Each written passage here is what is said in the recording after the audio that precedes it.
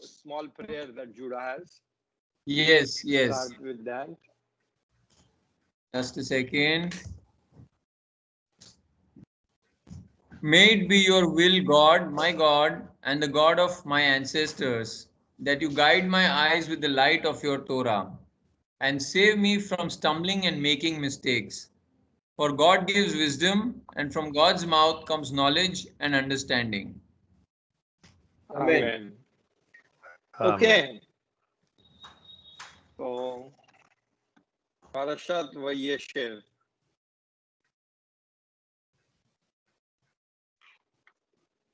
It is the continuation of the story of Yaakov Avinu, and it moves on from Yaakov Avinu to Yosef Avinu in this parasha.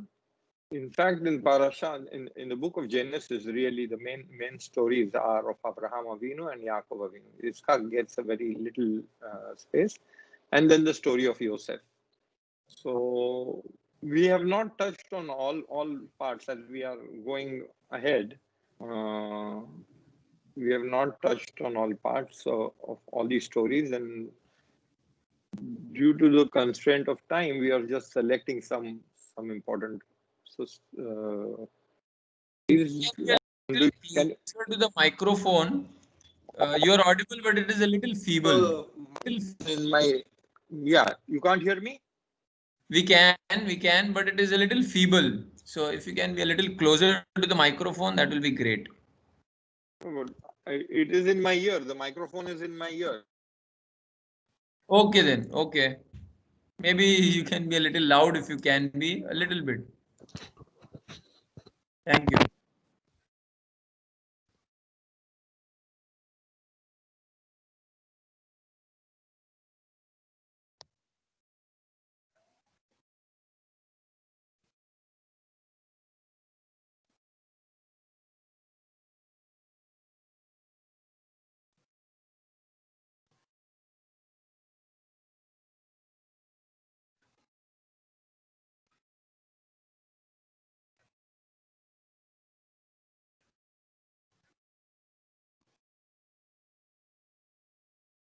Rabbi, are you with us?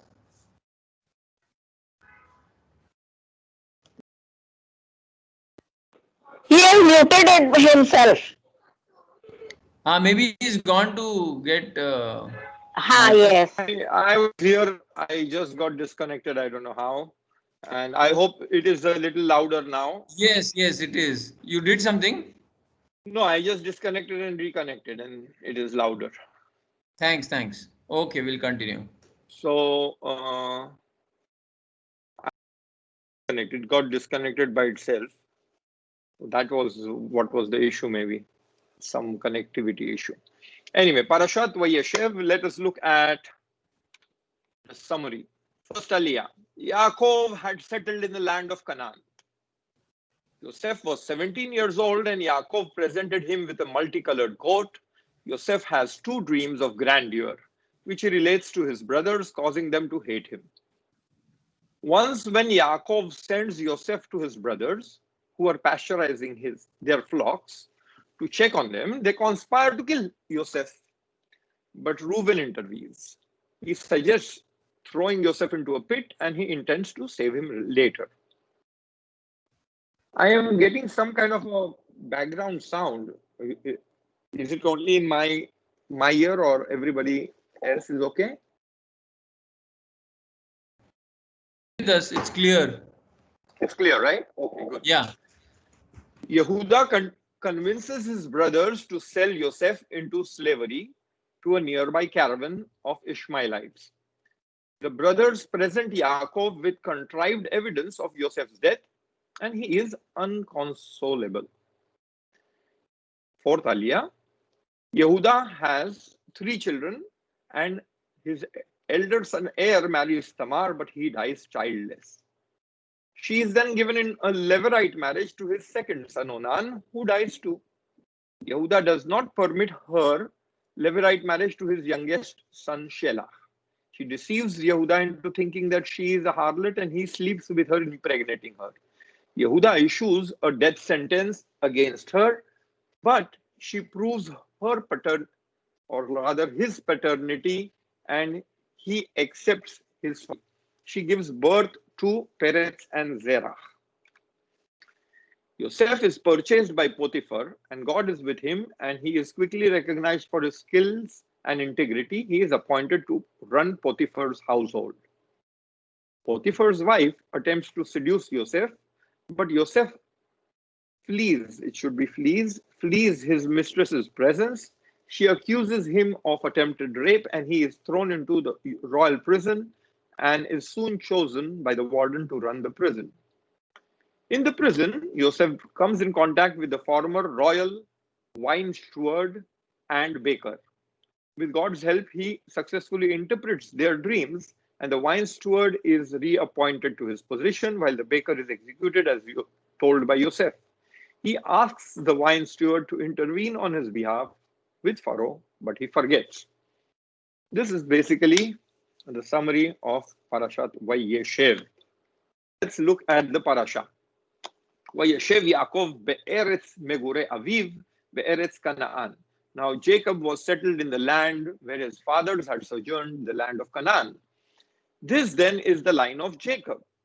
Like always, it says Toldot Yaakov, and it should go into a lineage. That's what we think. But no, it doesn't go into a lineage, but it goes into the story of Yosef. At 17 years of age, Yosef tended the flocks with his brothers as a helper to the sons of his father's wives Bilhah and Zilpah, and Yosef brought bad reports of them to their father. So Yosef is introduced, not a very nice guy. He's bringing bad reports to his father about the two other Bilhah and Zilpah. They are the concubines of Yaakov Avinu, and their sons are the ones who are tending with Yosef, and Yosef is bringing back reports against them. Now, Israel loved Yosef best of all his sons, for he was the child of his old age. And he had made him an ornamented tunic, or ketonet pasim is a colored or a multicolored tunic. Okay. And when his brothers saw that their father loved him more than any of his brothers, they hated him so that they could not speak a friendly word to him. Once Joseph had a dream, which he told his brothers, and they hated him even more. He said to them, "Hear this dream which I have dreamt. There we were binding sheaves in the field, when suddenly my sheaf stood up and remained upright. Then your sheaves gathered around and bowed low to my sheaf." His brothers answered, "Do you mean to reign over us? Do you mean to rule over us?" And they hated him even more for his talk about his dreams. He dreamt another dream and told it to his brothers, saying, "Look, I have had another dream. And this time the sun, the moon, and 11 stars were bowing to me." And when he told it to his fathers and brothers, his father berated him. "What?" Yeah, he said to him, what is this dream that you have dreamt? Are we to come, I and your mother and your brothers, and bow low to you to the ground? So his brothers were wrought up at him, and his father kept the matter in mind. Okay, so let us take up to here. What story we have is a simple story of Yosef, who we know his age is at 17, right? It starts off, Yosef is 17 years of age, second line, and he's tending sheep and he sees dreams of grandeur. Now, what are these dreams? Really, the first dream is about sheaves, about wheat. The sheaves of his brothers bow down to his sheaf. And the second dream is about the stars, right? And immediately Yaakov Avinu, in fact, interprets the dreams. What is this that you're dreaming, right? Yaakov Avinu immediately interprets the two dreams to be similar. And in the second dream, he has the sun and the stars, and the sun and the stars represent the father and the mother. And Yaakov Avinu tells him, what are you dreaming? Your mother and myself and your brothers are going to bow down to you. So he keeps it in his mind, but the matter really makes things difficult, right? Now, what is happening in Yaakov Avinu's family? This is very important for us to understand the next course of events, right? We know that Yaakov Avinu family was somewhat with serious issues, right? As we saw, Yaakov Avinu had to marry a second wife, and because of the competition between the wives, he has to marry another two wives. And the reason he married a second wife was because the wife he wanted to marry, which was Rachel, she gave in to her father. So there was some kind of ill, although he loved Rachel, but he had some kind of a grudge against her. Why was it that she didn't reveal it to him that Leah was going to be presented? On the other hand, Leah was always hated, and we saw it last week's parasha, or the parasha before that, when the children were growing up. They were all named for competition, like, may I have another child, may whatever, God take away my uh, hatred, stuff like that. May God be a judge against. And that particular scenario, Yosef makes, or rather, Yaakov Avinu makes Yosef his favorite son, right? Because Yitzchak Avinu had favorites. In fact, we know that the problem was that Yitzchak liked Esav and his mother liked Yaakov. That was the stem of the problem in Yaakov Avinu's house, right? Esav and Yaakov were at loggerheads throughout till he wanted to kill him. The same thing is repeating itself, and Yaakov Avinu should have learned from it. So what is basically Yaakov Avinu doing?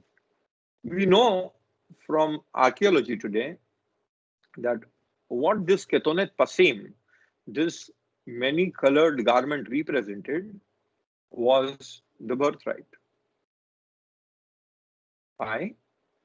Because only the firstborn, or the guy with the birthright, the firstborn, who is going to be the chieftain of all the other tribes, the familial tribes, he used to get such a garment. Not as a son, but once he becomes the tribal chief, that is the garment that he had, a multicolored tunic. So when the other children see that Yaakov Avinu has given a multicolored tunic to Yosef, what is it that they hear?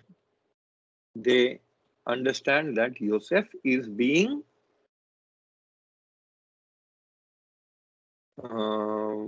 put up or selected to be our chieftain, right? Now, let's take it from Yaakov Avinu's perspective. Yeah, I believe that Yaakov Avinu, who himself was a second born, and he knew that he had the claim to Abraham Avinu's beracha, but he didn't know what his father was thinking, or whatever. So he had to play tricks. So from Yaakov Avinu's perspective, when he is making it clear to his sons that this is, although he is not the firstborn, he is the firstborn of the second mother, I have decided that he is going to be in charge, and he will be given the rights for the firstborn. From Yaakov Avinu's perspective, maybe he was right in his thinking that he had made it very clear to his sons that this is what it is.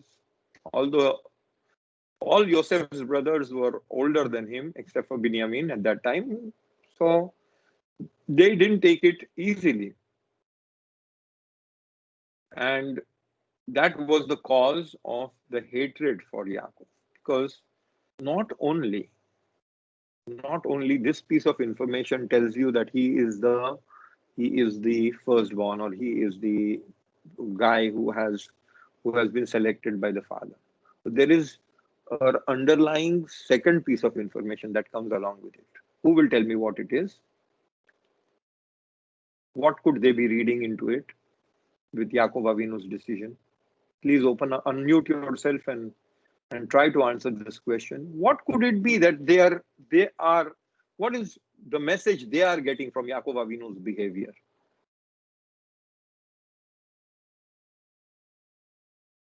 It is not very difficult.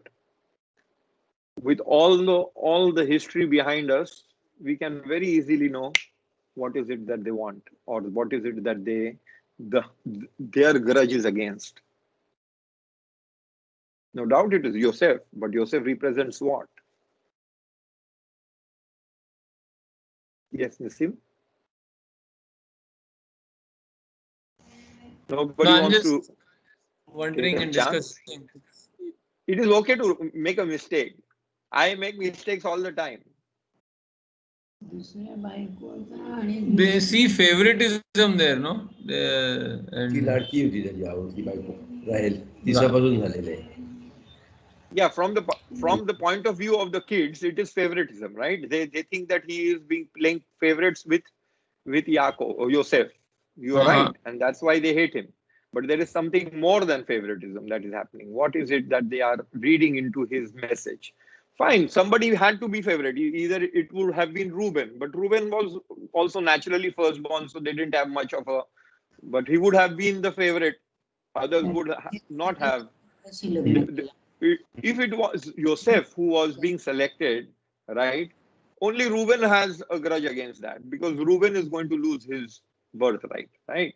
What about the other 11 brothers? What is their other 10 brothers? What could be? They must be thinking that Yosef might get all the blessings. Which means what? What is all the blessings? Like how Yaakov Avinu has taken over all the blessings of Esau, so in a similar manner. So maybe But the other brothers. and but everything else. we in fact said that Yaakov Avinu did not get all the blessings of Esau. He never got the blessings of Esau, and in whatever he deceptively had taken, he had the nobility to give it back, right? So you are right, Sharon. But what is it that you are talking about? It is not all the blessings. What is it then? Then it is that they are reading into this.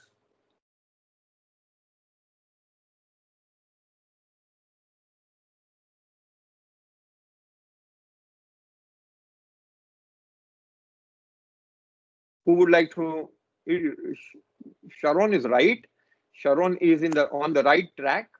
But let us just put our heads to it. What is it that why did they do what they did? We all know what happens next, right? What caused them to do such a drastic thing?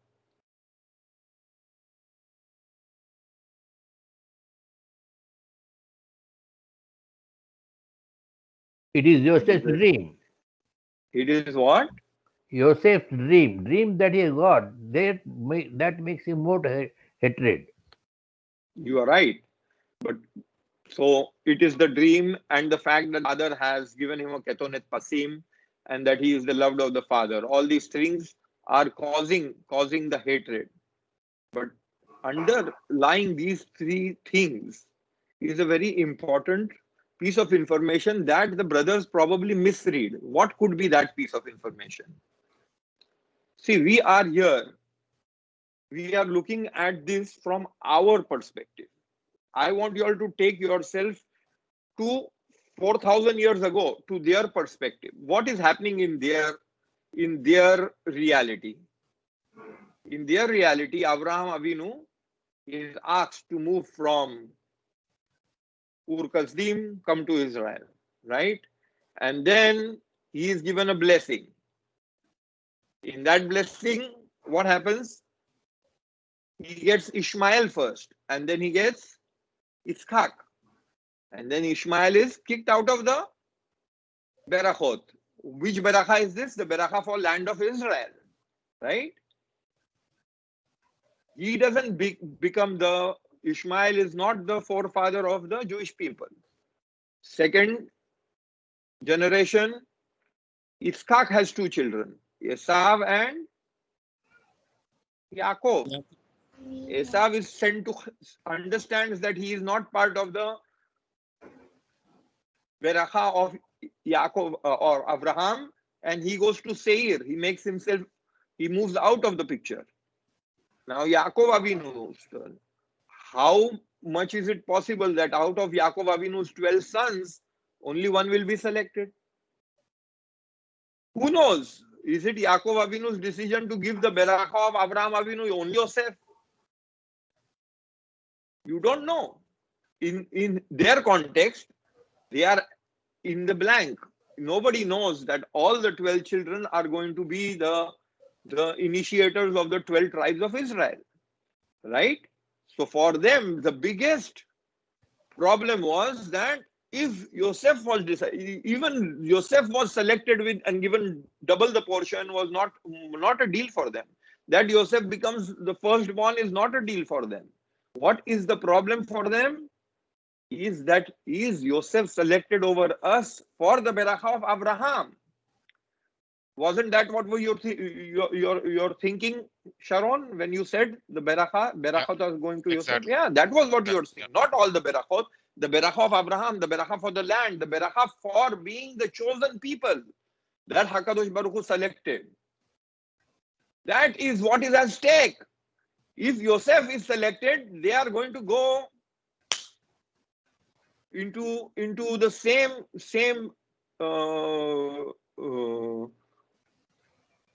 what would you say, same history books as all the other Ishmaelites and Canaanites and all the Midianites and Ishmaelites had gone. They didn't want that. And what was the problem? Yosef was the problem. If Yosef is not around, they will all be probably in line for the Beracha of Abraham Avinu. So that is what is at stake. We know this from archaeology because of the Ketonet Pasim. We know that this was something in those times that was given only to those who were the firstborn or the chieftains. Okay, let's move on. Here we've already looked at this. Father kept this in mind. One time, when his brothers had gone to pasture their father's flock at Shechem, Israel said to Yosef, "Your brothers are pasturing at Shechem. Come, I will send you to them." He answered, "I am ready." And he said to them, "Go and see how your brothers are and how the flocks are faring, and bring me back word." So he sent him from the valley of Hebron. When he reached Shechem, somebody's voice is still on. Please mute yourselves. A man came upon him wandering in the field. The man asked him, "What are you looking for?" He answered, "I'm looking for my brothers. Could you tell me where they are pasturing?" The man said, "They've gone from here, for I heard them say, 'Let us go to Dothan.'" So Joseph followed his brothers and found them at Dothan. They saw him from afar, and before he came close to them, they conspired to kill him. They said to one another, "Here comes the dreamer. Come now, let us kill him and throw him into one of the pits, and we can say a savage beast devoured him. We shall see what comes of his dreams." But when Reuben heard it, he tried to save him from them. He said, "Let us not take his life." And Reuben went on, "Shed no blood. Cast him into that pit out in the wilderness, but do not touch him yourselves, intending to save him from them and restore him to his father. When Yosef came up to his brothers, they stripped Joseph of his tunic, the ornamented tunic that he was wearing, and took him and cast him into the pit. The pit was empty, there was no water in it. Then they sat down to a meal. Looking up, they saw a caravan of Ishmaelites coming from Gilad. Their camels bearing gum, balm, laudanum to be taken to Egypt. Then Yehuda said to his brothers, "What do we gain by killing our brother and covering up his blood? Come, let us sell them to Ishmaelites. But let us not do away with him ourselves. After all, he is our brother, our own flesh." His brothers agreed.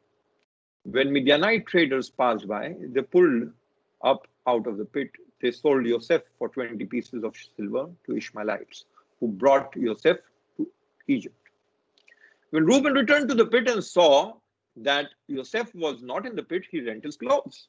Returning to his brothers, he said, "The boy is gone. Now what am I to do?" Then they took Yosef's tunic, slaughtered a kid, and dipped in the tunic in the blood. They had the ornamented tunic taken to their father, and they said, "We found this. Please examine it. Is it your son's tunic or not?" He recognized it and said, "My son's tunic. A savage beast devoured him. Joseph was torn by a beast. Jacob rent his clothes, put sackcloth on his loins, and observed mourning for his son many days. All his sons and daughters sought to comfort him, but he refused to be comforted, saying, 'No, I will go down to mourning. I will go down mourning to my son in Sheol,' which means that I will go down till the day of my death. I will keep on mourning for my son." That is what it means. Ki ered el beni avel Sheola. Thus his father bewailed him. The Midianites meanwhile sold him to Egypt to Potiphar, courtier of Pharaoh, and his chief steward. Okay.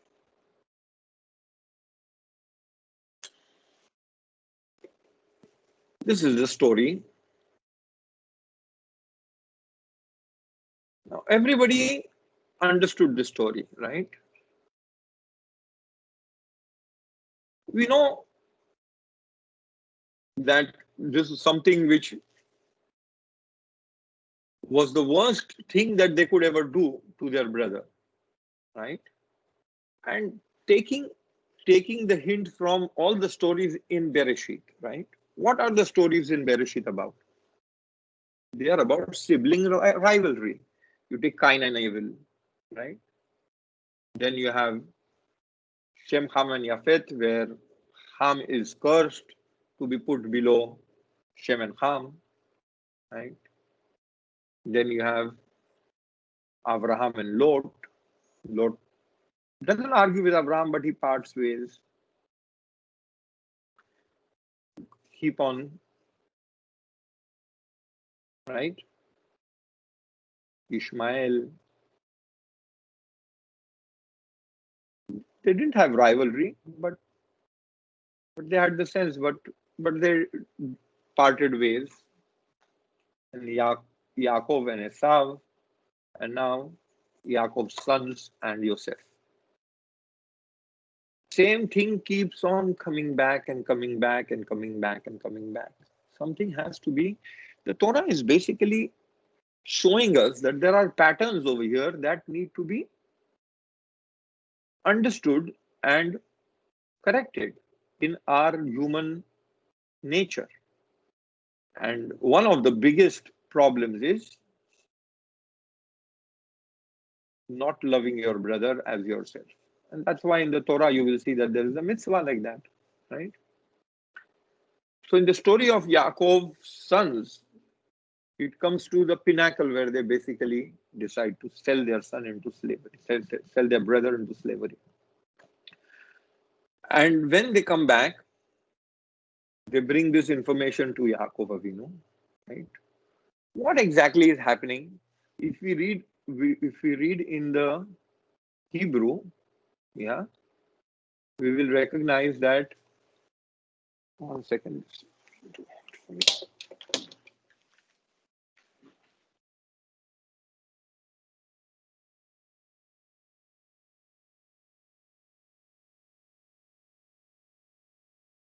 ויקחו את הכתונת יוסף וישתחוו וישחטו שעיר עזים. The first line. ויבלו את הכותנת בדם. So then they took Joseph's tunic, slaughtered the kid, and dipped the tunic in blood. They had the ornamented tunic taken to the father. We found this. They don't say anything. They just give proof. In Hebrew, it says, Vayomer zot matzanu. This is what we found. Hakerna. Haketonet bincha hi imlo. Can you recognize if this is your son's or no? Okay.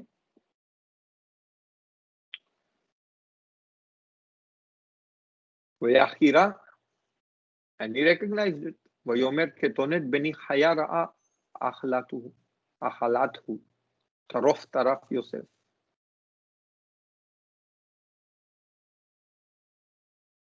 What is happening? There is a deception at the hands of his sons. They come back and deceive him. What are the two things that are used in the deception?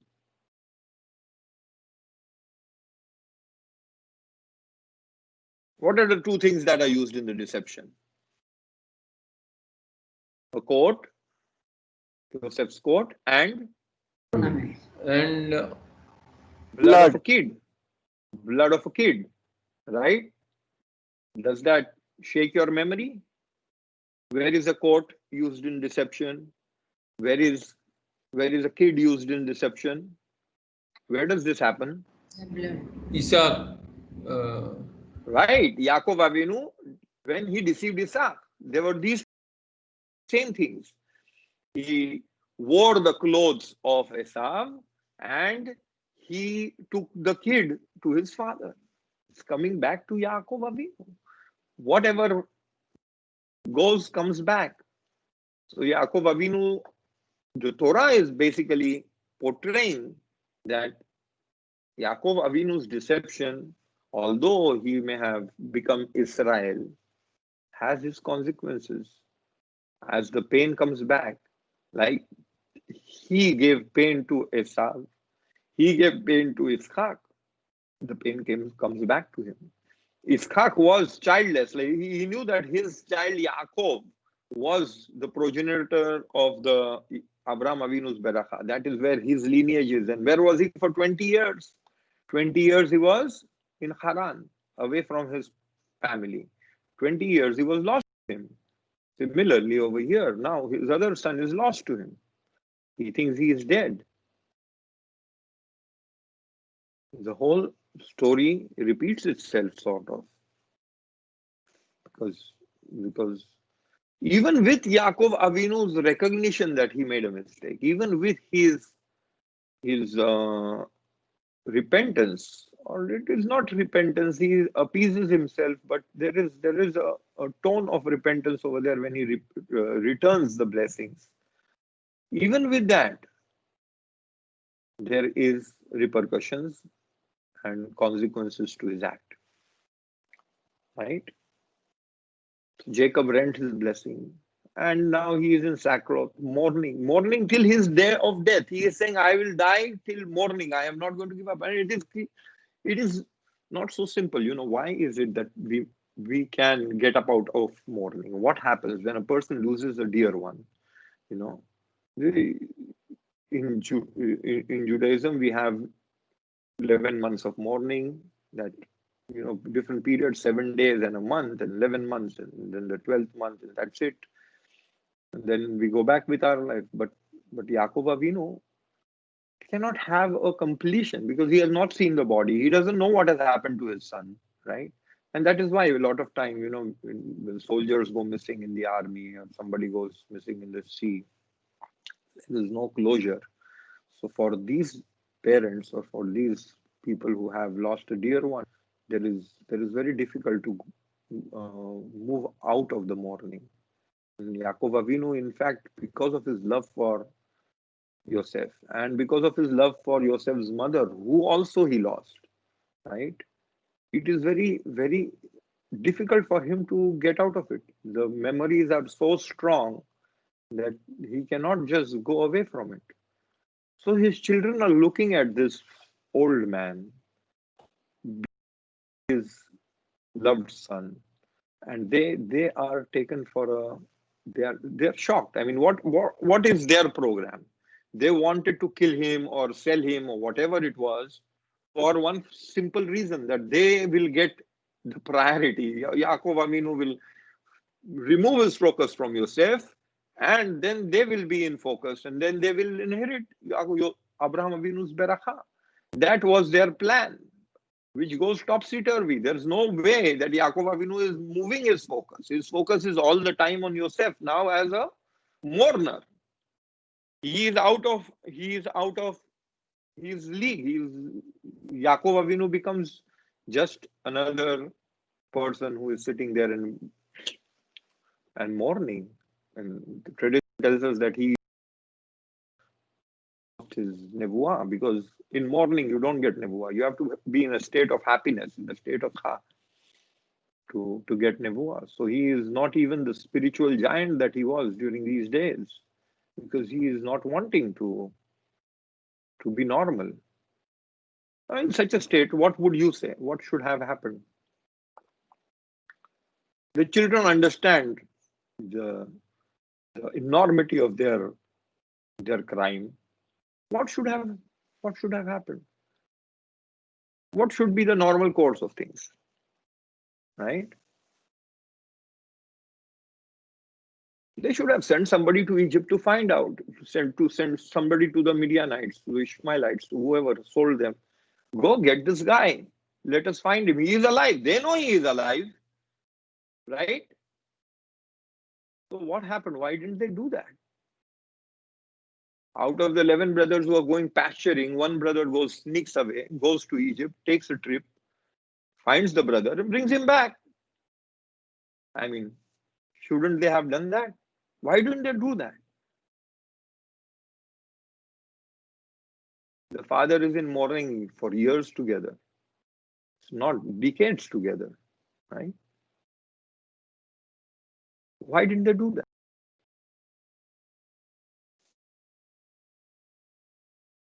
The problem.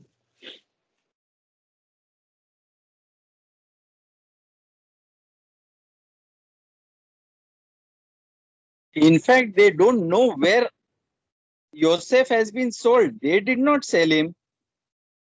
But they know he's alive, no? But in Egypt, they don't know. Okay, fine. They go and find. Does it say that even they tried that? They didn't even try. Why? I mean, there was so much hatred against him still after whatever they did to their father. I agree that they didn't know where he went. They didn't know who were the passing Ishmaelites. I agree. But I mean, they are the same caravans. This year, the same time, next year, you go back, you try and find out. Last year, we sold you this fellow. We want to know where you sold it to, whom you sold him to. You can go and at least do some inquiries, right? These people were rich guys, they could afford a trip to Egypt. Not that they couldn't, but they didn't do it, which is very, very disturbing, right? So let us look at some go back and look at some pesukim and see if we will be able to find why is it that they do it. Okay, so let us re-study the story once again and see if we can come to some conclusions. They said to one another, "Here comes the dreamer. Come now, let us kill him and throw him into one of the pits, as we can say a savage beast devoured him. We shall see what comes of the dreams." But when Reuben heard it, he tried to save him from them. He said, "Let us not take his life." So you see in blue what is Reuben's thinking, and Reuben went on, in purple rather, "Shed no blood, cast him into the pit out in the wilderness, but do not touch him yourselves," intending to save him from them to restore him to his father. So in black, earlier we have the first intention that they want to kill him. In purple, we have the second intention that even before Yosef has even come near them, they plan to not kill him, but to let him die on his own. Why to bring a weapon on him and finish him? Let him to death in. That is what the other brothers are thinking. What is Reuben thinking? Intending to save him from them and restore him to the father, to his father. So Reuben has good intentions. The only problem you see is Reuben is the firstborn. He is the leader of the gang, right? He is the oldest of them all. If he had these intentions, why not convince them about it? Why not tell them, no, let us not kill him? So we see that there is a weakness about Reuben as a leader, that he is unable to convince, or he doesn't think that he has the capability of convincing his brothers, right? So he wants to do it on his own later in the sly. Yeah. But he has very good intentions. What happens then? When Joseph came up to his brothers, they stripped him of this tunic as planned, the ornamented tunic, and that he was wearing, right? Then they sat down to more meal. Now just imagine the immensity of this statement. You have a brother in the pit. You just basically decided to finish him off, and he is going to die over there, and you have a meal. You sit down like this is just another day in your life. What? Even after doing what they did, they didn't have any remorse for it. It's very disturbing. Looking up, they saw a caravan of Ishmaelites coming from Gilad. Their camels bearing gum, bam, ladanum to be taken to Egypt. So here you see the second course of events. What is happening? There is a caravan of Ishmaelites. Then Judah has this idea. Judah said to his brother, what do we gain by killing our brother and covering up his blood? Judah has this. Oh. So Judah is very moral. What do we gain? First of all, he is convincing them there is no profit in killing him and covering up his blood. Come, let us sell him to the Ishmaelites. Let us sell him to the Ishmaelites who are coming. They're in the background over there. But let us not do away with him ourselves. After all, he is our brother. You see, in Yehuda, the idea that he is your brother is very much there. And he is morally aware that you cannot kill your brother. At the same time, he misses the fact that you can't even sell your brother to the Ishmaelites or whoever. You cannot sell him as a slave. What happens if he recognizes that he is your brother? There is something missing here, that Judah is not going 100%. So Judah, on one hand, he understands, his insides is saying that to your brother you cannot kill, but he goes halfway and he convinces his brothers to say not to kill him, but to sell him. And when it says, and the brothers agreed, Ishmeu Echav, and his brothers heard him, listened to him. So the Hachamim say that if the brothers were willing to listen to him about the fact that they should not kill him, they would have even listened to him if he would have tried to convince them about not selling him.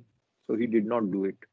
So they go down on Yehuda very strongly about this, that he had the opportunity and Hashem had granted him the leadership qualities of convincing, but he did not use them. And then the line in blue, when the Midianite traders passed by, they pulled Yosef out of the pit. So they sold Yosef for 20 pieces of silver to Ishmaelites, who brought Yosef to Egypt. So the Ishmaelites brought Yosef to the pits. But what is this line? The Midianite traders passed by. What has that to do with anything? Right? So when the Midianite traders passed by, the brothers, pulled Yosef out of the pit, and they sold Yosef for 20 pieces of silver to the Ishmaelites, who brought Yosef to Egypt. Right? So what is this Midianite traders passed by? What is that telling you? Who is Midian? Anybody knows what is Midian? Moses' father-in-law. Yes, He- Moses' father-in-law was Midianite. And who is the Midiani? From whose family do they come down to? From? Cyprus. Sophie is Cyprus.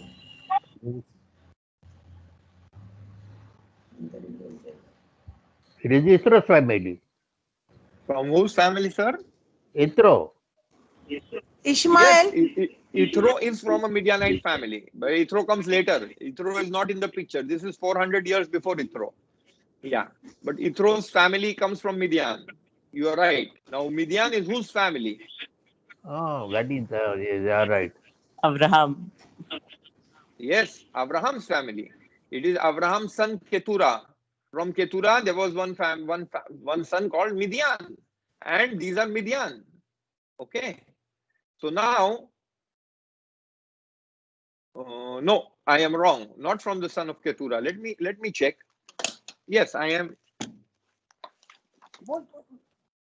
I may be mistaken, but let me check.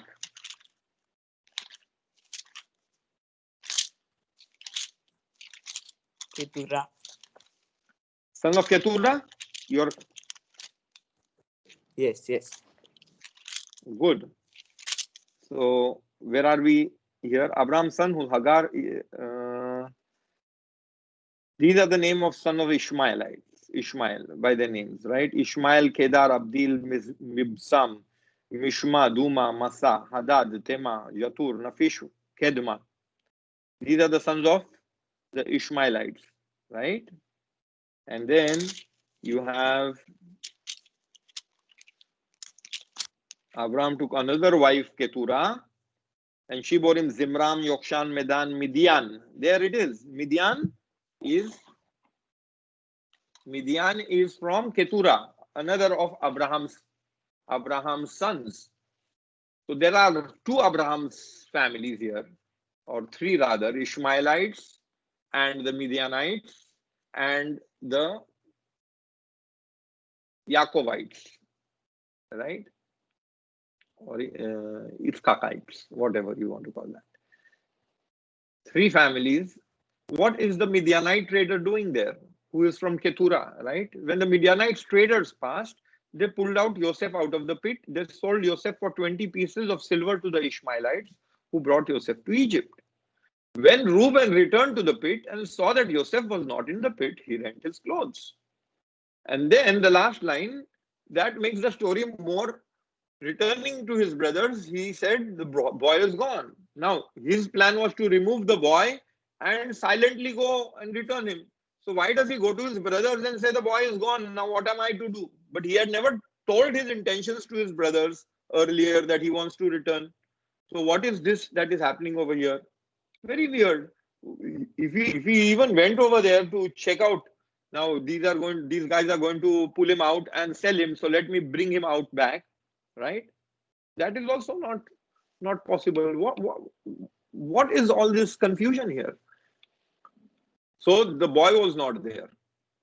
Then, from Reuben's perspective, he is missing, right? And the brothers have sold him, and the brothers don't answer him. Oh, we just sold him to the Midianites. Where is that answer? The answer is missing. They should have told him, no, we just sold him. This was Yehuda's problem. So maybe we could say, like, these guys had sat to meal, and Reuben had gone to was somewhere else, comes back, and this is what happened. And he sees that the boy is not there, Yosef is not there. So they don't have, I mean, there's some miscommunication over here. They had the ornamented tunic taken to their father, and they said, we found this. So we have the whole story of Yaakov renting his clothes and mourning his son. And then the last line, Medanim, and the Medanites, meanwhile, sold him Egypt to Potiphar, a courtier of Pharaoh and his chief steward. Now, who are the Mennonites? Because Midianites, so lot of Mefarshim saying the Midianites is a mistake. It has to be the Midianites, and that the Midianites who sold him. But really, it was the Ishmaelites who sold them. So, if it is the Ishmaelites, it should the Ishmaelites sold him to Egypt. Let's go back and see. The Midianite traders passed by, right? They pulled Joseph out of the pit, which is Joseph's brothers pulled him out of the pit. They sold Joseph for 20 pieces to the Ishmaelites, whoever were in the long time. So they sold him to the Ishmaelites, who brought Joseph to Egypt. So Midianites are also around. We don't know why. Ishmaelites are the ones who bought Joseph for 20 pieces of silver. And finally, it is the Midianites who brought them to Egypt. Who can make any sense out of this?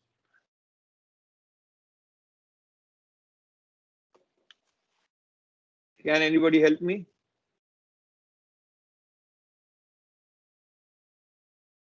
Who are the Midianites, by the way? Which family do they belong to? They are also from Keturah. Medan and Midian. That's what I just read. Right? That is all. Exactly. Yes. So they are also from the family of Keturah. So we have two Keturite families. One Ishmaelite family from Ishmael, that is Hagar's family. And one family from Sarah, Rivka, and Leah. And they're selling Joseph, son of Rachel. Isn't that something? Everybody is responsible somehow. The family of Abraham Avinu to get rid of Joseph. Huh? What is really happening here? Crazy, huh? Let us come back and let us see how it has to be read without the information that we have in our head. Because it is the information that we have been taught that goes against us from looking at what is written over here. Reuben said, shed no blood. Up to here, very good and nice. Then they come and cast him into a pit, strip him of Joseph of his tunic, and cast him in a pit. The pit was empty, there was no water in it. So he will be in the pit for some time. He is not going anywhere, right? He cannot get himself out of the pit. It is quite deep. There's no water. He won't get killed. So he is in a safe place, right? Then they sat down to meal. Now they have about 2 hours finishing their bread, chutney and bread or whatever they are eating. Look up, they saw a caravan of Ishmaelites coming from Gilead. Now when they say look up, it is a caravan about 2-3 kilometers. They can see quite far in the desert, right? 1 kilometer at least away, you can see, oh, there's this caravan coming. Now they have plans. So now then Judah said to his brothers, what do we gain by killing our brother and covering his blood? So Judah comes and says, oh, we have this opportunity here. These are traders. We will sell this fellow as a slave. We tell them he's our slave. We don't want him. You want this slave? Sell him. Come, let us sell him to the Ishmaelites. Okay. This was plan 2. What happens? These guys are still eating. They are at their meal. The pit is nowhere in their sight. They have thrown him in a pit somewhere else. They are not even near because they don't want to hear, save me, help me, bring me out, please, please, I am sorry. This guy is obviously screaming, right, Joseph? So they don't want to be in his vicinity so that their compassion will be aroused or whatever. So they move out. Now they go back to their flocks wherever. They come to a place where there is this pit. Not everywhere there are pits, right? There is this well over there in Israel. Wells go dry during the summer, right? So there is this dry well, which is a very deep well. They put him in that well. They know where that well is because in the winter they use that well for water.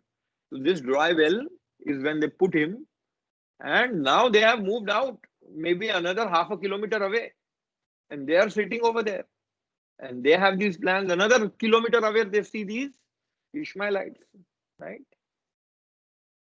Now what happens is, as they are eating over there, half a kilometer away from the pit, the Midianites traders passed by. There were a Midianite group who incidentally passed by near the pit.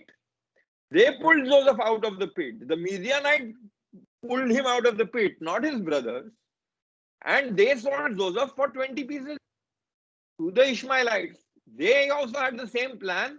They also sold him to the Ishmaelites. But who sold him? The Midianites who got him out of the pit. Because they found a sitting duck over there, a boy who is fallen in the pit. They removed him and sold him to the Ishmaelites. Now, we think that Reuben was not with the brothers, but Reuben was with the brothers, and he hears Yehuda's brilliant idea of saving Joseph, but he wants to bring him back to his father. So he steadily goes back. He has another 20 minutes walk to the pit or half an hour walk to the pit. So he goes back to the pit to save Joseph. When he goes to the pit is empty. Midianites have already given him, sold him, finish. So he goes back and tells his brothers, where is the boy? The boy is not in the pit. Now what do the brothers have to say? They think that Reuben has gone there to bring him out to sell him for according to Yehuda's plan. Although Reuben has some other plans. But Reuben can go back and say, I went because you said, right? We have these plans to get him out and sell him. So I went back and he's not there in the pit. So he comes back and he tells his brothers that he is not in the pit. Now they come back to their own old original plan.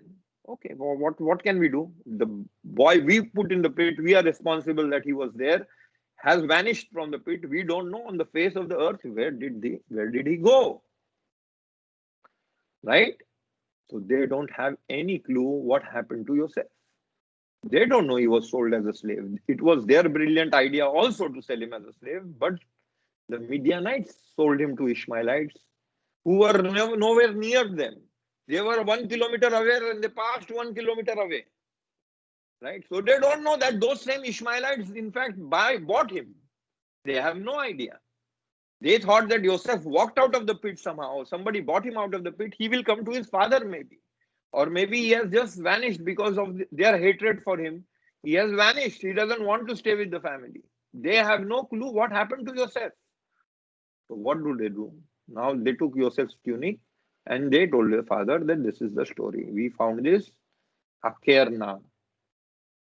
Okay. What really happened? The Medanites, which is totally out of the blue, Medanites. So the Ishmaelites probably sold the Medanites.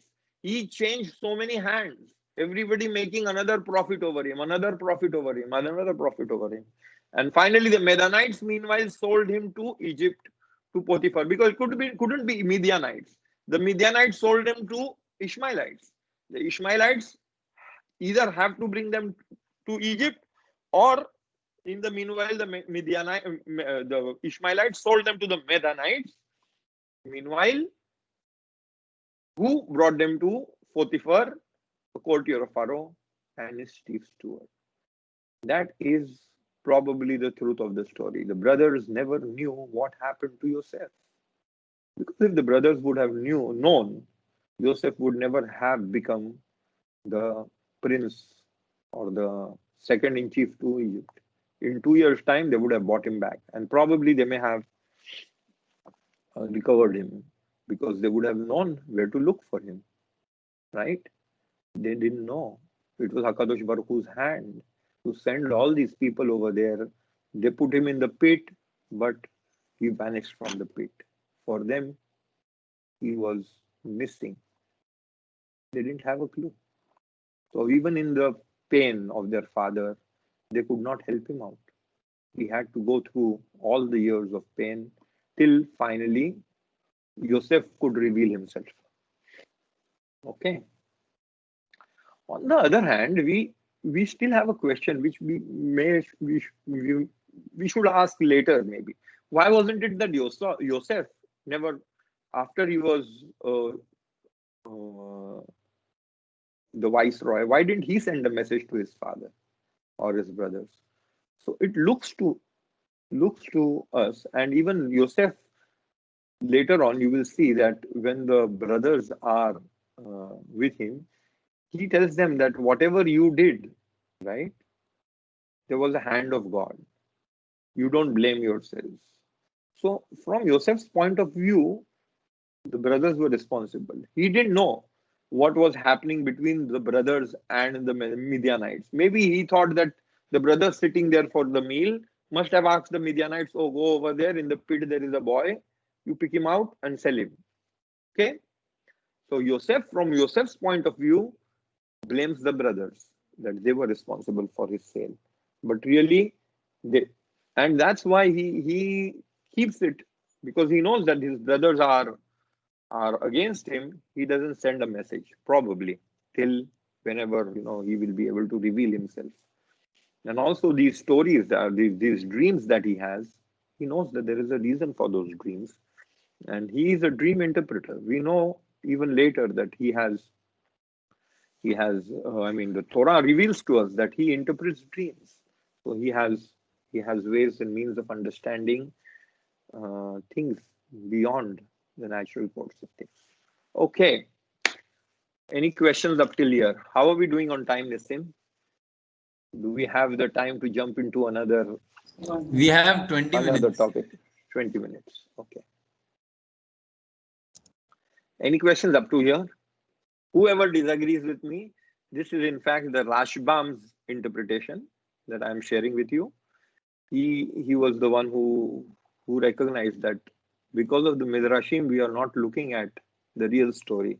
Because there's a Midrash, they sold him for 20 silver pieces, and they bought shoes with the silver pieces because they didn't want to make a beracha on something that they were going to buy, and leather is not made a shechiyanu on, so they don't have to beracha. There are all these Midrashim that build around the story, which really hide the fact. But the bigger picture, let us look at the bigger picture.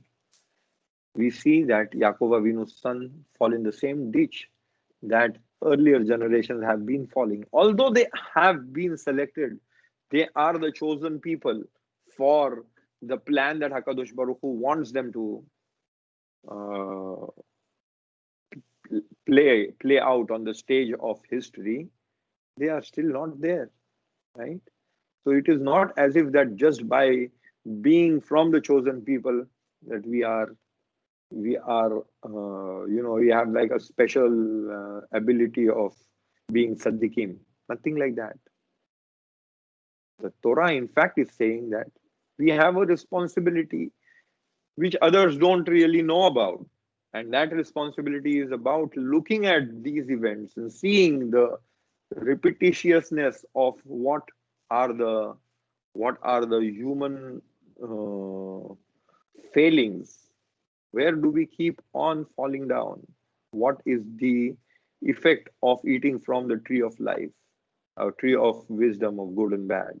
And how are our decisions always colored with our selfishness? How is it that we are going to repair that? Okay, so any questions?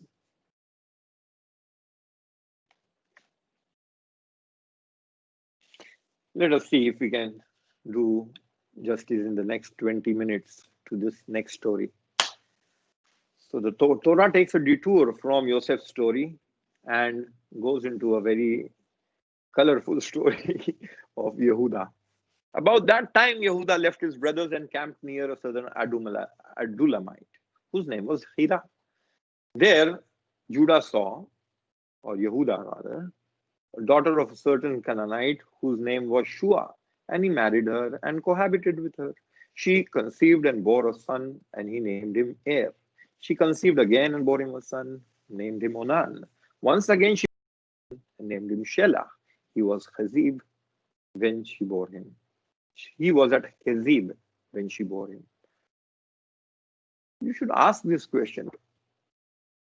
What happened that the Torah wants to mention where he was? What happened? Why? What is this story, giving us extraneous information about? Chazib, why would that help me to understand the story? Right?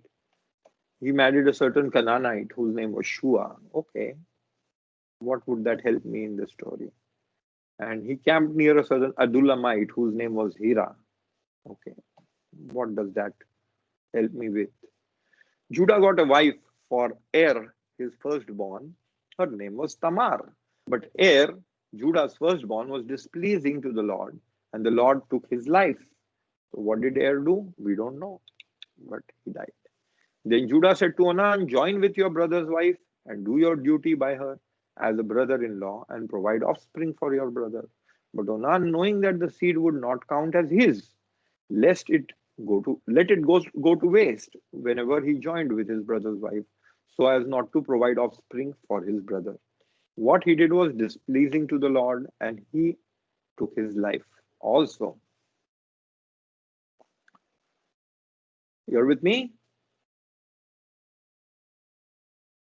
Then Judah said to his daughter-in-law Tamar, stay as a widow in your father's house until Shelah grows up, for he too might die like his brothers. So Tamar went to live in her father. Why would he think that he too might die like his brothers? I mean, what? She was some kind of a poisonous, lady that you have relations with her and they go dying. What is he thinking? A long time afterwards, Shua's daughter, the wife of Judah, died.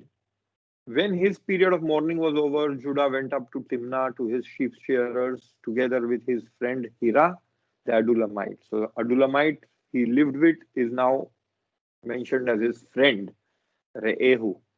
Okay. So now they go to Timnah from there. And Tamar was told, your father-in-law is coming up to Timnah for sheep shearing. So she took off her widow's garb, covered her face with a veil, and wrapped herself up, sat down at the entrance of Enaim. In Hebrew, it reads like that. He V'teshav b'petach Enaim asher al derech. Okay. So you could read V'teshev, and she sat with Petach Enaim, with eyes open, asher al derech, which is on the way to Timnah. I mean, this is a pun, but again, Petach Enaim is maybe entrance to Enaim, to the way to Timnah, which is on the road to Timnah, for she saw that Shelah was grown up, yet she had not been given to him as wife. So when he died, obviously Shelah was not grown up, it seems like. So she went to her father's house and she's waiting. And now she knows he is 14, 15. He can father a child. He's not being given to her. When Judah saw her, he took her for a harlot, for she had covered her face. So he turned aside to her by the road and said, here, let me sleep with you, for he did not know that she was his daughter-in-law. What? She asked, will you pay for sleeping with me? He replied, I will send a kid from my flock. But she said, you must leave a pledge until you have sent it. And he said, what pledge shall I give you? She replied, your seal and cord. Now, cord, petilecha, is also a coat, right? Petilecha can be translated as a garment, and the staff which you carry. So he gave gave them to her and slept with her, and she conceived by him. Then she went on her way. She took off her veil and again put on her widow's garb. Judah sent the kid by his friend, the Adullamite, as promised, to redeem the pledge from the woman, but he could not find her. He inquired of the people of that town, where is the cult prostitute, that one Enaim, by the road? But they said, there has been no prostitute there. So he returned to Judah and said, I couldn't find her. Moreover, the townspeople said, there has been no prostitute here. Judah said, let her keep them, lest we become a laughing stock. I did not send her this. I did send her this kid, but you did not find her. About 3 months later, Judah was told, your daughter-in-law Tamar has played the harlot. In fact, she is with child by harlotry. Bring her out, said Judah, and let her be burned for committing adultery. As she was being brought out, she sent this message to her father-in-law. I am with child by the man to whom these belong. And she added, examine these. Whose seal, whose cord or whose cloth and staff are these? Judah recognized them and said, she is more in the right than I am, or she is more righteous than I am. Vayomer satka mimmeni. In as much as I did not give her to my son, Shelah, and he was not intimate with her. When the time came for her to give birth, there were twins in her womb. While she was in labor, one of them put out his hand, and the midwife tied a crimson thread on the hand to signify this one came out first. But just then he drew back his hand, and out came his brother. And she said, what a breach you have made for yourself. So she named him Peretz. Afterwards his brother came out, on whose hand was the crimson thread. He was named Zerah. This is the story of Yehuda. The Torah goes out of the way before it continues the story of Yosef to tell us the story of Yehuda. Any ideas why is this story out here to tell us about Judah's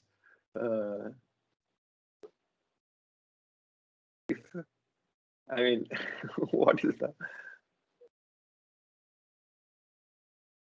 We were talking about Yosef's story. The Torah thinks that this is something important. We have to mention Yehuda's colorful life and the fact that he visited a harlot. What is happening here? Yeah? Why is this story so important? Any insights? No insights, but there was a remark here that खूपच गोंधळ आहे बाबा. अरे इस्रायलांची family आहे होणारच. God is thinking about the woman. I didn't hear you, uncle. What is God doing? God is Thinking about the woman. yes. The woman is there, she should have the child. Yes. And all these ways he does just to Tamar get the bride, this motherhood. Right. That is the Very story nice. of Tamaga. Correct. Correct. That is what we think. That immediately, I mean, the basic idea is that Hashkadosh Baruch Hu intervenes to see that this mother, this lady will be mother. In fact, it is not Hakadosh Baruch Hu. She herself takes it into her hands to see to it that she gets impregnated, right? But obviously, it is a miracle that the one time she has relations with him, she gets impregnated, right? So she is very sensitive to what is happening in her body when her ovulation is happening and when she will be ready to conceive. So, but she does take things in her hands. That is one part of the story. Any other insights, please? The King David is born. No. That is far ahead. Far ahead. Will be born from this particular family. That is true. He comes from the family of Peretz, who is born from this union. But this story is telling us about something over there, then and there. It may even hint that King David, the reason King David is born is because of this. That is, you have a certain insight into it. That is very important. That is true.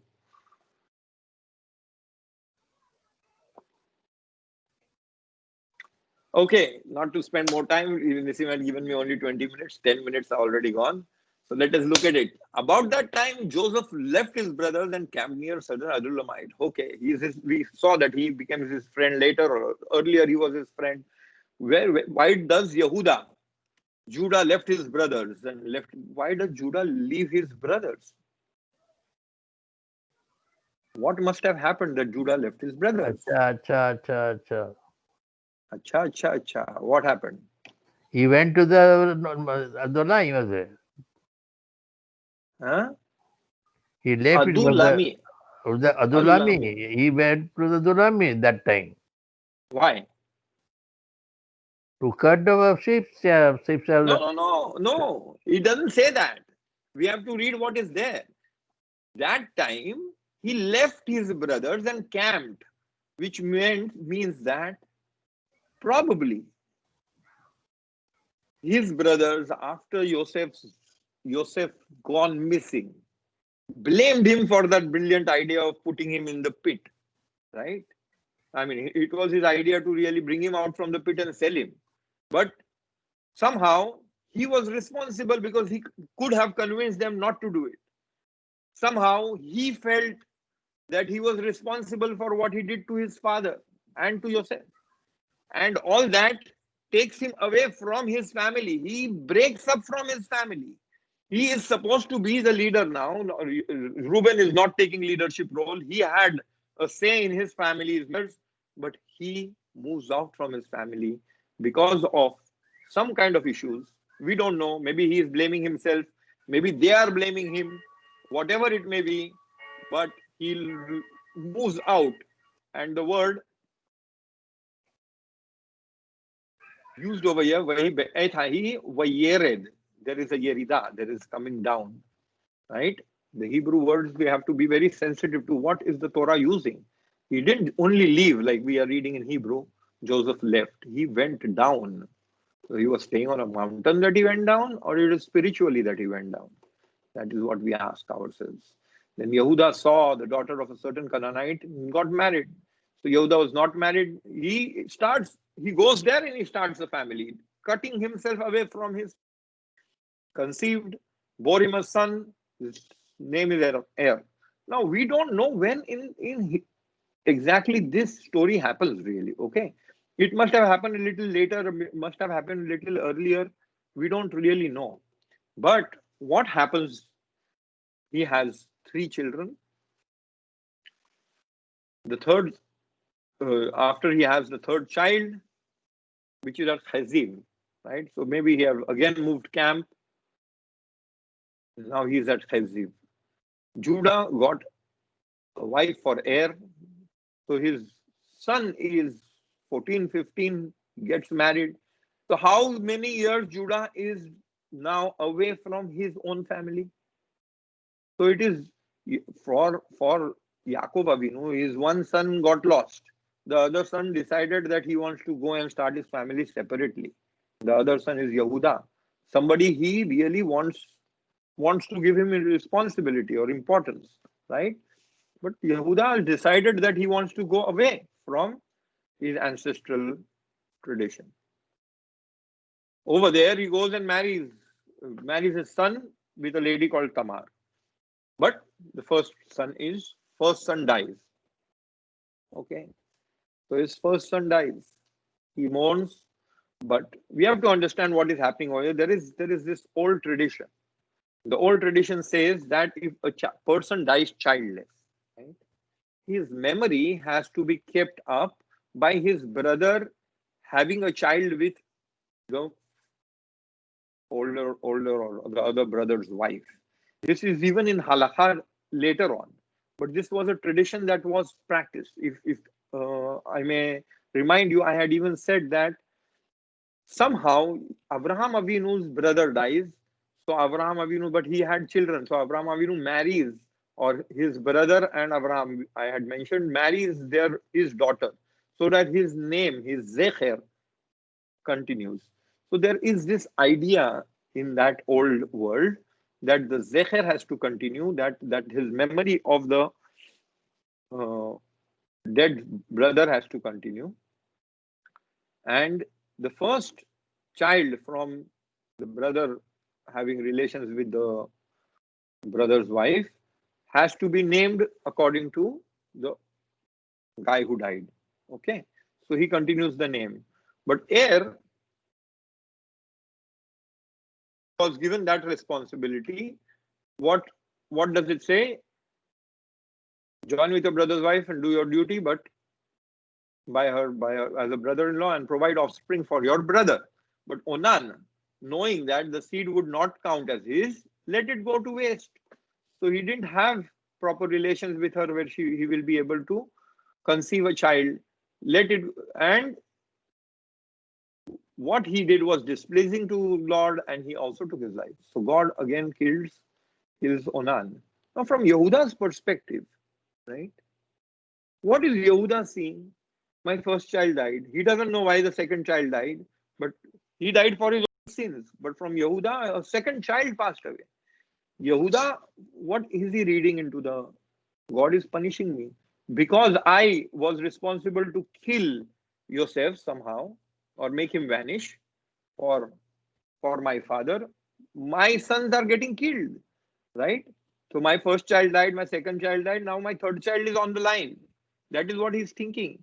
Then Judah said to his daughter-in-law Tamar, stay as a widow in your family father's house until my son Shelah grows up, for he thought he too might die like his brothers. What does it mean like his brothers? As he matures, as he grows up, as he starts a family, he is going to die because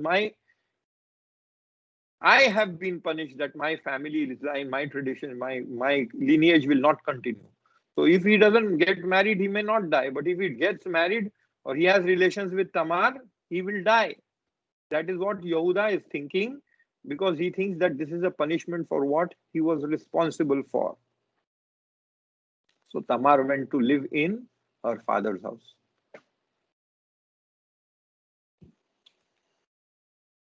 Now you see that Tamar, what is her, where is she coming from? How many years is she in mourning for her, or rather in a widow's garb, right? That is what the Torah says. She is wearing this black colored garment because widows are forbidden to wear color or white color garment. I don't know, whatever. Yeah. How many years? Because she was married to the first one, then she married to the second one, then he died. Then she is waiting now for the third one to get older. So maybe he's 5 years old. Now he's waiting till he get 15. Now the third one, maybe 8-year-old, whatever. There's a period of time over here, 5 years, 10 years that she's waiting. Now he has grown up and yet not given. So another 5 years. So now she's waiting for 15 years, right? 10, 15 years she's waiting, and Judah is not taking any steps towards sending this younger brother to her. So she takes things in her hands and she goes and what is she doing?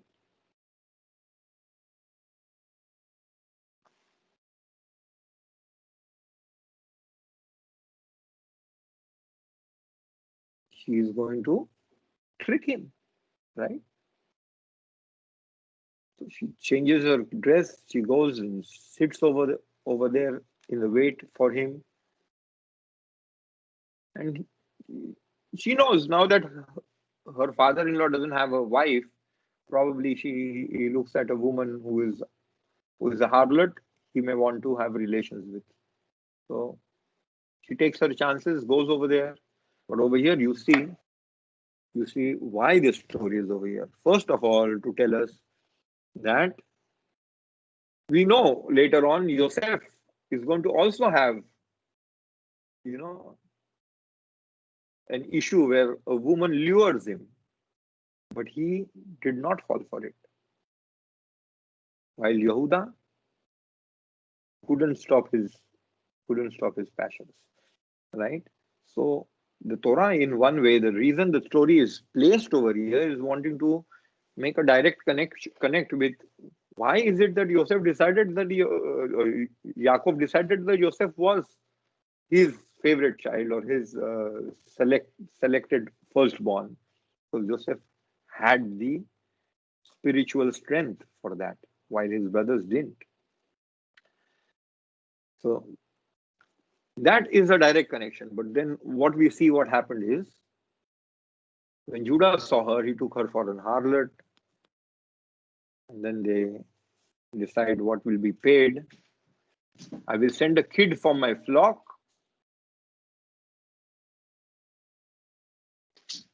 What is the price? A kid.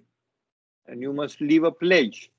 What is the pledge? Instead of the kid, in the meanwhile, you have the seal and the cord, seal and the garment and the staff.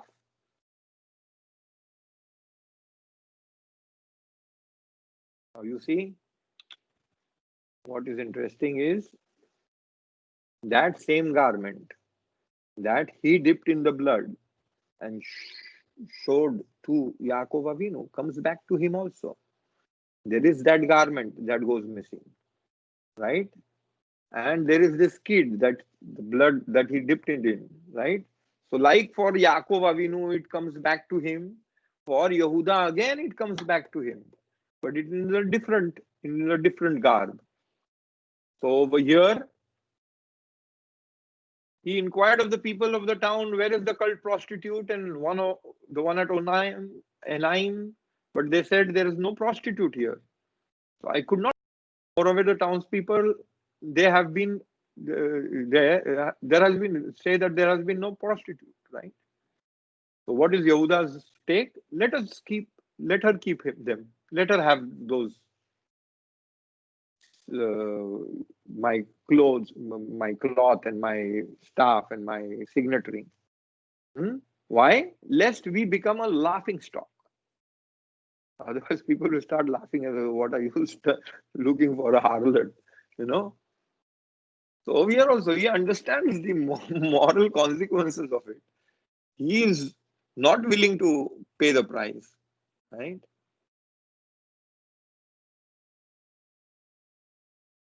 And then finally, you see over here in Hebrew, when she is brought out, והיא שלחה את חמיתי לאמור, לאיש אשר אלה לא אנוכי הרע, ותאמר הכר נא. Remember this word, hakir na? This is exactly what Yehuda says to Yaakov Avinu. Hakir na, recognize if this is the cloth, this is the tunic of many colors. Can you recognize it? Is it Yosef's? So he says, Hakerna. It comes back to him. Hachotemet v'hapetilim, the staff and the signet ring and the cloak. V'hamate, and the staff. Can you recognize this? Now is the time when Yehuda, see, this lady, Tamar, could have made it a big thing earlier. She has the proof. She could have gone to the court and shown them, see, this guy lied with me. He gave me all this. He is the father, right? But she didn't do that. And then she was in a position of power. What did she do? She gave up all those things to him and sent it to him, right? So with whoever she sent it to, whoever was bringing her out, has taken these things to him, right? Now only he knows that these things belong to him, right? So now he is in a position where he could say, fuck it, let her get killed. Nobody will come to know about my one night stand, right? Nobody needs to know. But he doesn't do that. The greatness of Yehuda comes from his name. Yehuda comes from the word Toda, thanks. But Toda, there are different ways. Toda, the word Toda is to say thanks. But it is also sort of to, what is the right word? Accept, or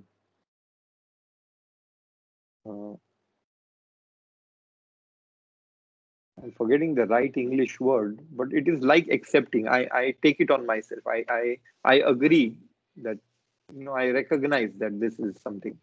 That is also Toda. So he lives up to his name. And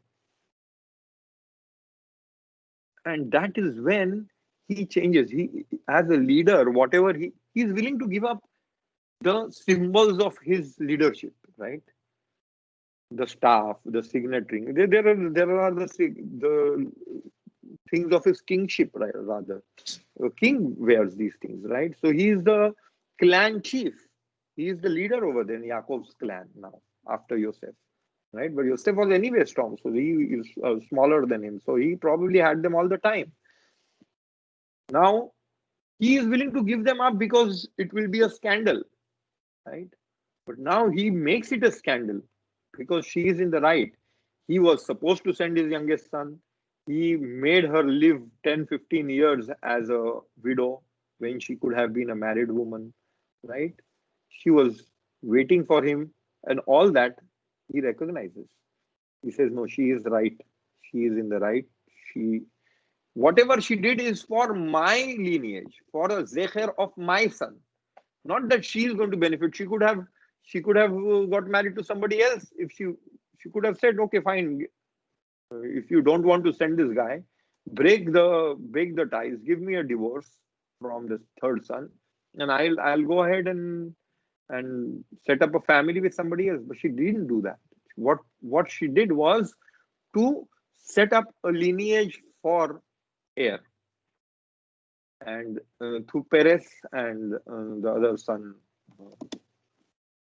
Perez Zerach, that lineage continues, right? There are a lot of other very, very interesting things in the story, like the twins who come out of womb. Yeah, it goes straight to the story of Yaakov and Esau.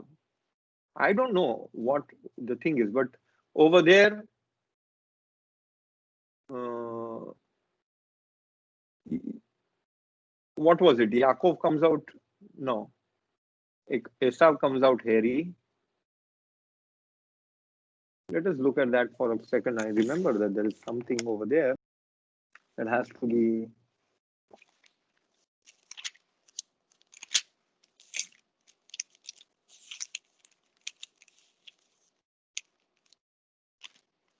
So this is about the Adulamite.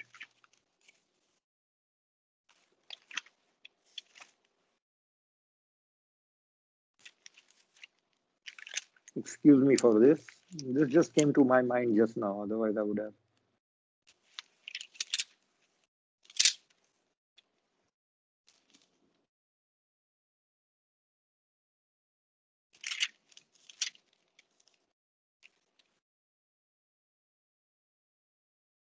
The first one emerged red and hairy. The first one emerged red and hairy, mantle all over, so he named him Esav. Then the brother emerged holding on to the heel of Esav. So they named him Jacob. So over there, Yaakov Avinu comes holding on to the heel, right? And over here, Perez or Zerach really sends out his hand, and then Perez comes out first, and Zerach comes out later. There is something to do with some kind of spiritual intimation of some. That's what I think. I don't know, of something that is repaired, something that is happening between children, that really even in the womb there is some competition happening with Yaakov and Esav. And over here also there is really no competition. He takes back his hand and lets the other come out. Perez comes out, and then Zerach comes out. Without that, just symbolically that particular trait of sibling rivalry basically is recognized, or is having some spiritual aspect that is closed over here.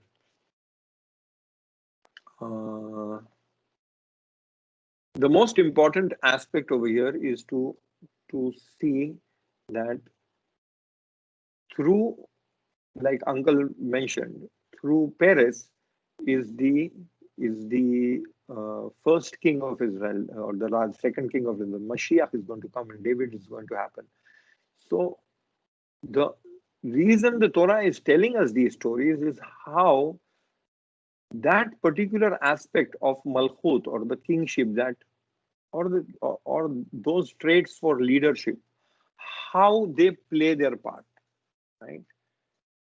We are talking about, as we look at these stories, we are talking about uh, inbuilt capacities, instinctive capacities, instinctive traits, human emotions that are all at play. But as we said, it is our selfishness that colors it. And how, because of our selfish nature, how is it that those traits play out, right? But those traits are there in human nature for a higher purpose. Like, for example, Malchut is there not to convince your brothers to send him to slavery, not to convince yourself not to kill your brother or to kill your brother. That is abusing those traits. The right way of doing it is, Malchut is there so that you will be able to recognize that this is important. I could have changed the course of events and changed history for the betterment of all my brothers. I should not have only be thinking about Leah's children against Rachel's children. That is not a leader. That is being just patronizing your own clan. When I am sitting as a king, as a leader, I should be thinking about everybody. So when Yehuda's understanding grows and matures from that particular, he has a leadership trait. He has the capacity to be leader. How is he using it? He's using it only for his own thing, and then the effects are different. And then when he's using it as recognizing that this is what it is, then the effects are totally something else. And over history, Torah is telling us that we are responsible to be aware of these capacities that we have and how we will be able to bring them to a fruition for the betterment of unity. So uh, basically, these stories and later ones also, we will be able to see that in the emotions and in the give and take of human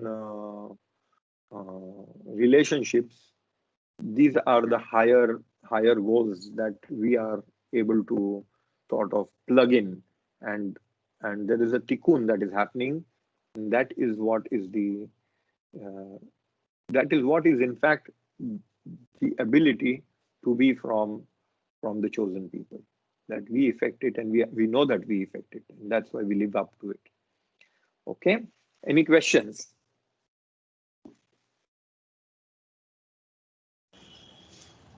कोणाला काय प्रश्न असतील please विचारा. Feel free to unmute yourself and ask or if you have any questions, please go ahead.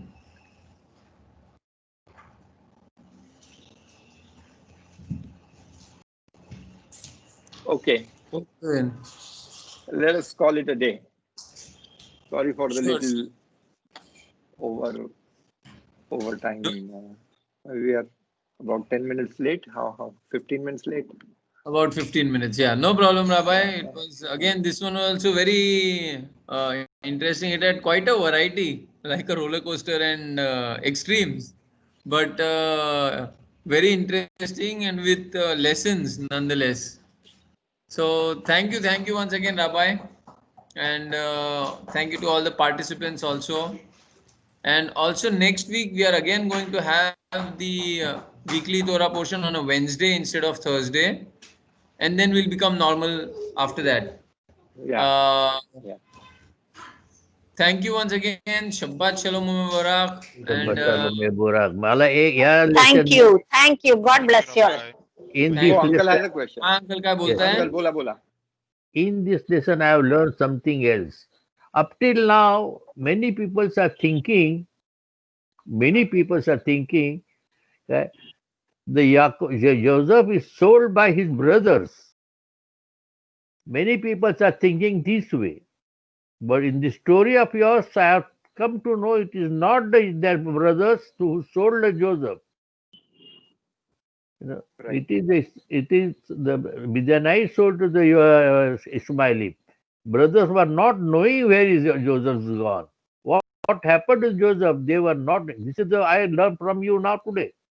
Very nice. I'm very enjoying it.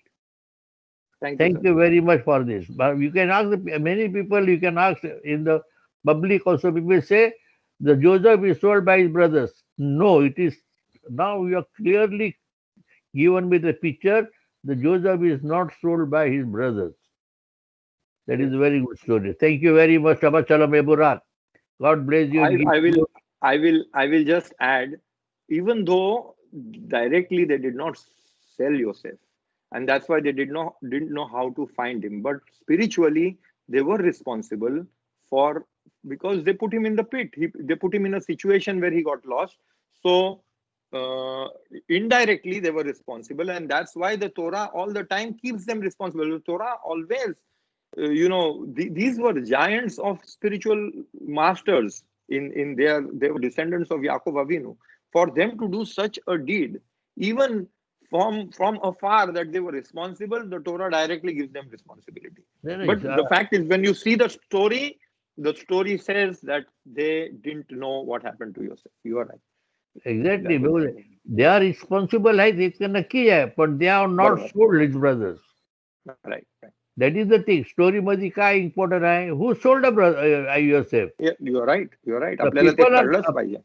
that up till now I was thinking his brother sold, but you have बरोबर आहे. clear करून टाकला. You have showed me clearly that is not the brothers. It is Ishmaelite and in the Midianite. They have done these Yeah. things. See, lot of other stories when we know, like I told you, the shoes that were bought by the money that they got, or the 10 sages who were martyred. They were all Joseph's brothers who came back to, repay whatever. These are these stories that Reborn. really paint they paint a picture that we are sometimes unable to look at the pesukim for what they are. And it's very important, because we have to see what the clear Torah's point of view is, and only then. I'm not saying that is not important. I'm saying that the Midrashim has their own level of greater and deeper understanding. But when we will go into that, we will study that. But when we are looking at the Pshat, we should understand first the Torah for how it is written. Then we can go into The higher simple and higher depths of it. it is difficult for the simple man to understand. Very difficult आहे. दांडेकरांनी लिहिलेले पुस्तक जे आहे बेरेशीत, शेमोस, वैकरा, there many people will not understand. त्या दांडेकरांनी लिहिले त्याच्यामध्ये 10 prophets finished. Okay. All right. Because they Thank have you. not. They are not punished. Brothers are not punished because they have sold brothers. Yeah. That Right. is So that why. is the Midrash. That is हा the Midrash. Right. Dandekar लिहिते हे पुस्तक दांडेकर लिहिते दांडेकर लिहिले. दांडेकरांचा idea नाहीये ते सेजेसनेच लिहिलेलं आहे, पण दांडेकरांनी ट्रान्सलेट केलेलं आहे. पण ते आपलं मिद्राशच आहे. पण ते मराठीमध्ये केलंय, पण मेनी पण पीपल तुम्ही त्याला असं म्हणू नका की त्यांनी चूक केली आहे, मी हे सांगितलं नाही बोलत. त्यांनी मिद्राशच्या पॉइंट ऑफ व्ह्यू सांगितलेलं आहे. मी ते नाही बोलत, मी केवळ त्यांनी लिहिलेलं आहे काय. पण many people will not understand काय स्टोरी झाली, काय दॅट आहे गोष्टी. जसं काय अप टिल नाय I was thinking the brother sold Joseph. No, sir, not only you, me too. I was also thinking till I came to this my rabbi who taught me this and Rajbam's interpretation, because it is only one interpretation. You have Rashi, you have Ramban. All of them blame Yaakov Avinu they go according to the Midrashim, and they say the brothers were responsible directly.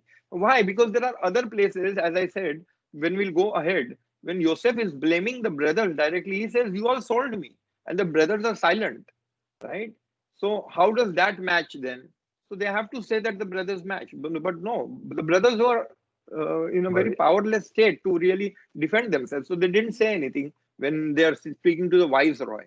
Okay, but anyway, thank you that I was able to show you this side of the coin also.